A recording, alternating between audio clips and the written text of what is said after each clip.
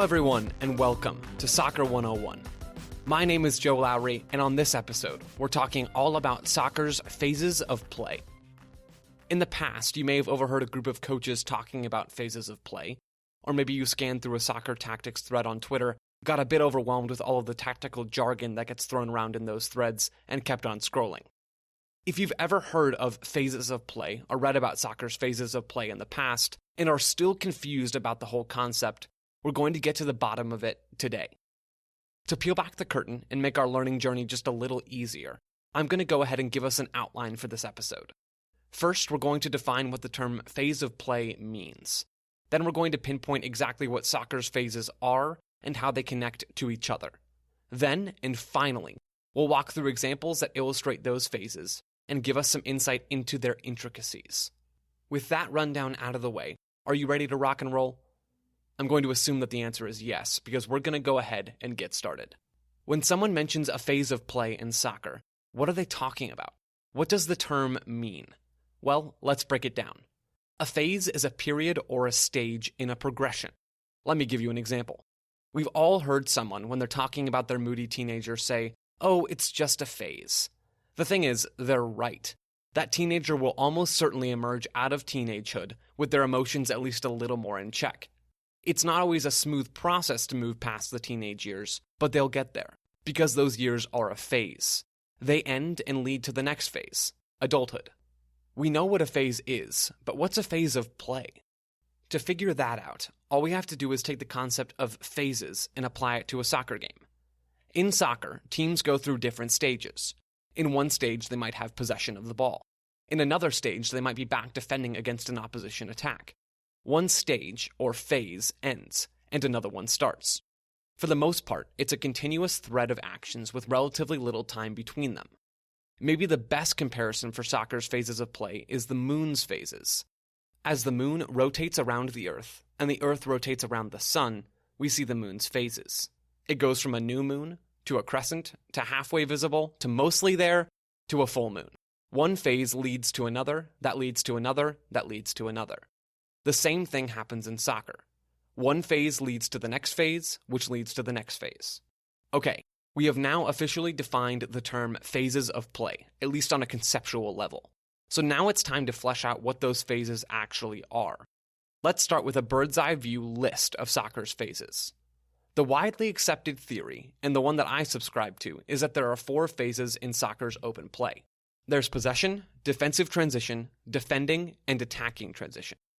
A very, very large percentage of the actions that happen in a soccer game fall under one of those 4 categories: possession, defensive transition, defending, and attacking transition. And if we look closely, we can see the string that connects all of the phases together. When a team has the ball, what's the next most likely thing that's going to happen? They're probably going to lose the ball. I mean, scoring is hard, right? The odds that a team is going to score a goal on any given possession is super, super low. When a team does lose the ball, they immediately enter into a transition moment. A defensive transition moment, to be precise. It's called that because the team is moving from attacking to defending. In the defensive transition phase, a team will usually try to win the ball back with some quick, aggressive pressure. And if that pressure doesn't work, they'll drop back and enter the next phase, straight up, run-of-the-mill defending. We can think about a team in the defensive phase in the exact same way that we just thought about a team in the possession phase. Scoring goals is hard, which means that the defensive team is probably not going to get scored on. They're likely going to win the ball back and immediately enter the attacking transition phase as they move from defending to attacking. The attacking transition phase is pretty much just a counterattack. You win the ball and attack quickly. There's probably space to exploit and green grass to run into, so go for it. Exploit that space and run into that green grass. But if your counterattack comes up empty, and you have to slow things down and set up your attacking structure, congratulations, you're back to the first phase, possession. It's a cycle.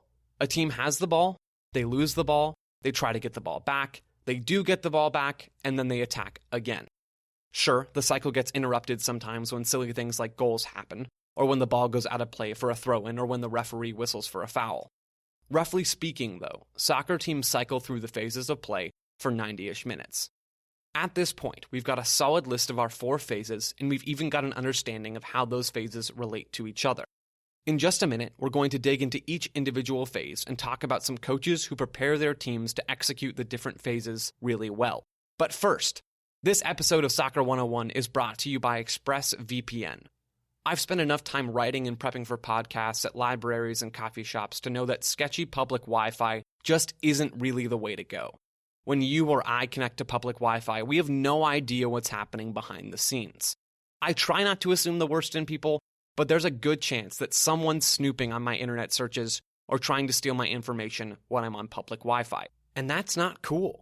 To be honest with you, I'd prefer it if people didn't invade my digital privacy. Enter ExpressVPN. ExpressVPN reroutes and encrypts my internet connection and takes my public Wi-Fi worries away at the exact same time. ExpressVPN is easy to use, it runs super smoothly, and it keeps my browsing safe and secure, like a small, swaddled baby. If, like me, you're aware of the dangers that come with a questionable Wi-Fi network, go to expressvpn.com/soccer and you can get an extra 3 months free on a 1-year package. Again, that's expressvpn.com/soccer for 3 months free on a 1-year package. Thank you to ExpressVPN for sponsoring this episode of Soccer 101. Now, let's get back to detailing the ins and outs of soccer's 4 phases of play. Because the phases are cyclical, we could jump in anywhere in this cycle. But to get us rolling again, let's start with possession. Honestly, it's the most fun phase, and I'm more of a dessert before dinner guy anyway, so possession it is. The basic goal of ball possession is the same basic goal of soccer. You want to move the ball forward and put it in the back of the net. I'm not blowing any minds here. It's a straightforward concept, but that doesn't mean it's easy to execute. Pep Guardiola has spent his entire coaching career focused on maximizing his team's effectiveness when they have the ball. Guardiola told The Guardian in 2015, "For me, it is the most important thing," talking about possession. With the ball, you have more possibilities to create something and to concede fewer chances. Over the years, Guardiola's teams have probably embodied the possession phase better than anyone else. Has it been all sunshine and roses? No. But Guardiola has put together some really, really good possession teams. His pass and move 4-3-3 was on full display with Barcelona in the late 2000s and the early 2010s. If you haven't seen that team play, YouTube is about to become your best friend.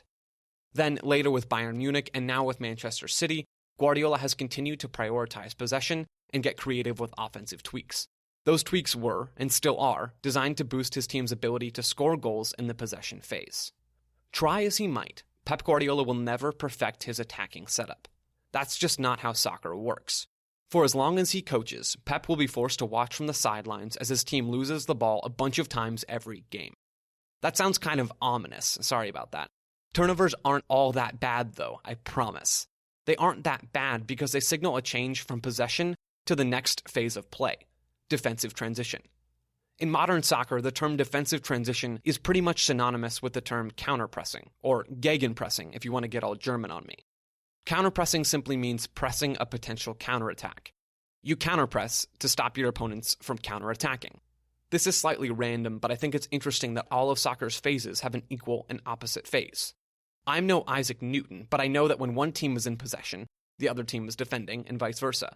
And when one team is counterpressing, the other team is trying to stop a counterattack, and vice versa. I don't know if that's a helpful way to think about soccer's phases of play, but I think it might be. Anyway, back to the defensive transition phase.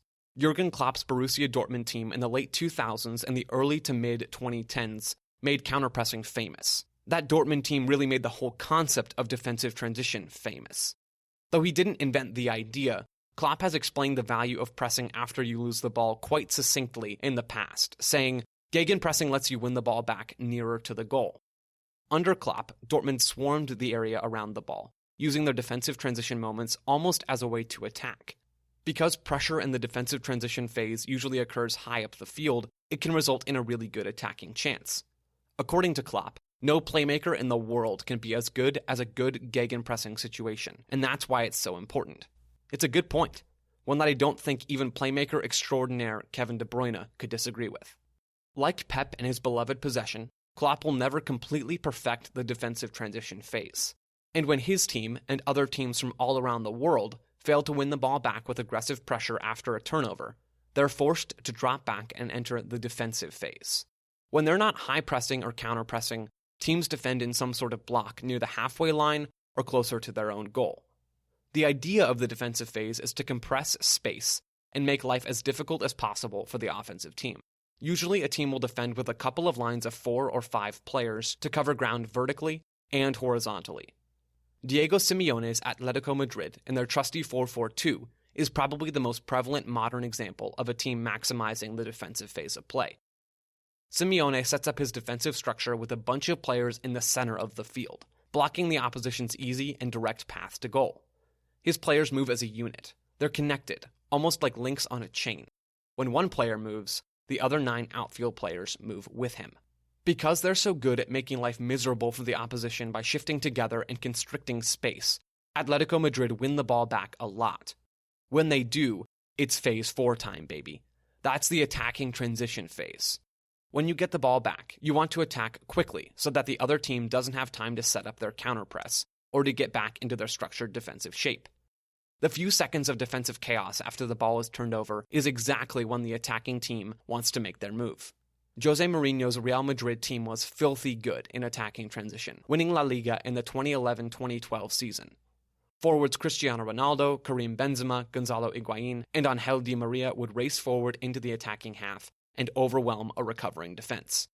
It might not always be the prettiest way to play soccer, but teams that focus on defending, like Simeone's Atletico Madrid, and attacking directly in transition, like Mourinho's Real Madrid, can be really, really hard to stop. Don't get me wrong, controlling the ball in possession like Guardiola and pressing on turnovers like Klopp has its advantages too. Those coaches wouldn't be coaching 2 of the biggest clubs in the world if they weren't doing something right. Having gone through the 4 phases of play individually, it's important to remind ourselves that all of the phases are connected. Each team enters every phase in every game. Pep still has to prepare his team to defend in a block. Klopp still has to rely on his players to make plays in possession. Simeone still has to get his team comfortable with pulling the chain higher up the field, and Mourinho still has to teach his team to slow down and hold the ball. Teams can't just do one thing or live in one phase forever. That's why soccer's 4 phases of play are important. Because like it or not, you're going to see a lot of all 4 phases. That wraps up this episode of Soccer 101.